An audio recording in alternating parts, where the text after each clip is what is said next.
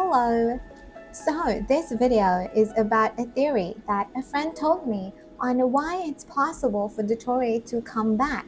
Now, this is sort of a theory and a lot of coping, but it does make sense. So, I will give you not one, not two, but about 5 to 6, depending on how you count it, reasons or theories that Dottore can come back, okay? So, let us start with this book, Tales of a Snow-Winged Goose. And if you go read it, specifically volume 3 inside it, it will tell you the story of Mr. Fox and a clockwork guardsman. So let me show you the parts that matter. So somewhere along the line, clockwork guardsman told his good friend Mr. Fox his concern that he's lived a very long time, he's met so many people, said goodbye to so many, heard the funniest jokes, lived through the saddest times, and he's forgotten it, lived through it again, and it fades for him because even though forgetting isn't easy for a machine, it fades.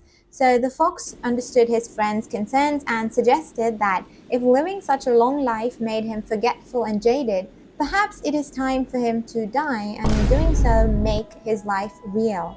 Now, I don't know what logic that has, but clearly his friend liked the suggestion and they went to find this Miss Toad who has some jewel of death, and Miss Toad tells them that life is not tea and death is not sugar, and the taste between the two cannot be distinguished if you live forever. But the clockwork god had a mechanical heart, a mechanical tongue, and she says that it has tasted their flavor over and over again during each cycle of activation and deactivation. But then she goes ahead and takes the god's hand and places it on the jewel called death, and then he saw long into the future what would happen to him. So what he saw was that after countless years of hardships, he was battered and beaten and then was thrown into the fires for the scrapping plant to melt into, an ocean of waste. And all those slow metal thoughts, hard metal ideas had become swift and liquid, and they evolved and then combined to form a new life, which was a glorious return for all metal life forms, making the release of death fade in comparison. So he saw that future and gave up his dreams of dying. That's good. And his friend also decided not to steal the jewel, as life encompasses more than just bitterness akin to tea. Because if he had a friend to accompany him through the hard times, what rush was there? He could steal the jewel later. So later, as all the children know, Mr. Fox and the clockwork guardsman lived long lives until the little world they lived in was but a desert, until the sun went out, until the moon fell, and even then, their story didn't end. It lived on, passed from world to world. So that was the story. So from this story, we learned that, according to Miss Toad, life is not tea and death is not sugar. Basically, if you live forever, you cannot distinguish between the both of them. You can keep doing it over and over during each cycle. So, maybe Dottore is doing something like that. And that brings us to this part, okay? Check this dialogue out. This particular dialogue in the Archon quest between Pantalone and Dottore, where he talks about his disdain for other segments because, according to Pantalone, he is Zandik and Zandik created the segments, so they're the same thing. But Dottore thinks that he had to freeze time to part with a portion of his soul, so it erases his uniqueness. If each segment is equally him, then by the same logic, none of them are truly him. So he did not like that because a soul living forever in the past has different views than one who came from the later years. So he thinks about which stage of life would you want to be preserved at and, talks a bit more. And then he ends with, this undesirable plan was eventually scrapped and Lesser Lord Kusanali was quite right. He needed an opportunity to eliminate himself. So, why would he want to eliminate himself, You could take that context and see, something. We're coping here.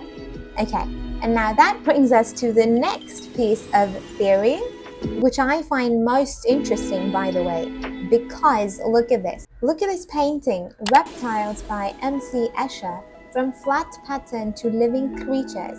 So if you look at it, these reptiles or lizards, whichever reptile it's supposed to be, is crawling out of this 2D and then, walking over a bunch of 3D objects, which definitely have their own significance, before finally returning back to 2D and then, coming back out. So, there's a cycle over there. So here is some of the interpretation of that painting.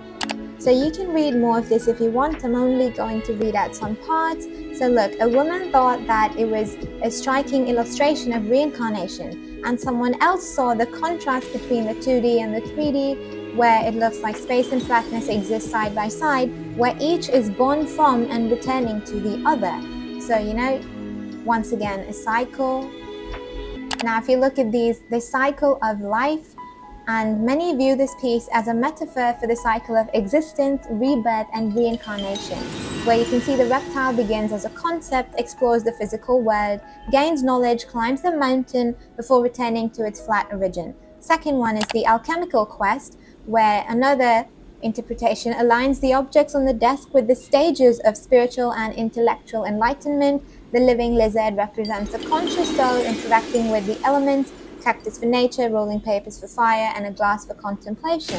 So basically, again, cycle of life, and the whole circle where it comes back. And the reason this reptile painting comes into the picture is because, do you remember the cutscenes where the lizard would just randomly appear? In the last Archon quest as well as this one, I will show you the clip from this particular Archon quest. Okay, let's go. So if you want to watch this, you can just go to my channel. I have the entire Archon quest gameplay up there. Go to 4 hours, 2 minutes, and 48 seconds and watch from there, okay? Off from the others. But why? Why separate? Oh, I just realized I block it. Hang on. So, do you see that? You can't tell me that lizard has no significance, because why does it keep appearing, right? Many people already wondered about the lizard because of Dottore's experiment about putting the human consciousness into an animal's body. But this reptile painting theory also makes, quite a bit of sense about the reincarnation thing. And you have to agree, there's something suspicious about that lizard. Okay, so that was to do with the reptile part of the painting, but we're not done. Recall the name of the painter, MC Escher. And now, check this out. We had an NPC in-game who was also called Escher, who was also a painter. And then in his younger life, he was selected to be elevated to the Temple of Space to be preserved as a living memory. So this is him. And now you ask, how is this related to Dottore? Well, check this out. Dottore as Escher. Dottore uses his identity later on, the older version of him, to go to Inazuma and pretends to be a mechanic. But basically, he uses this painter's identity. So he disguises as Escher. So those are two reasons why that painting by Escher makes sense. So you see, the reptile part of the painting, also the name of the painter, both of them make sense somehow. And now that brings us to the last part of the theory. Okay, now check out this domain name. This is the new Dottore boss domain, binding field of universal nirvana. Now if you take the literal meaning, isn't that related to phoenixes as well, where they rise from ash and dust, they're reborn? Not comparing Dottore to a phoenix, but just the meaning. Because look, the tree burned, and it says nothing but ash and dust. And now let's go to the meaning of nirvana. Here you go. In Buddhism and Hinduism, it represents peace, enlightenment, freedom from suffering. It's literally translated as, extinguishing of desire, hatred, and the cycle of rebirth. So, cycle of rebirth once again, and it's the ultimate goal, liberation from the cycle of reincarnation. Wait, wouldn't liberation mean that you won't reincarnate anymore? But yeah, either way, cycle over there. So you can take the meaning of that, the cycle of rebirth, liberation, and also here because, ash and everything, again, reborn, like, phoenixes reborn. So basically, reborn cycles once again in the name of the domain. So that brings us to the end of all the theory and all the coping. But you have to admit, it makes some amount of sense, does it not? What do you think? Let me know. If you have even more theories, feel free to type it in the comment section, and I'm sure everyone will enjoy reading it. Okay, bye!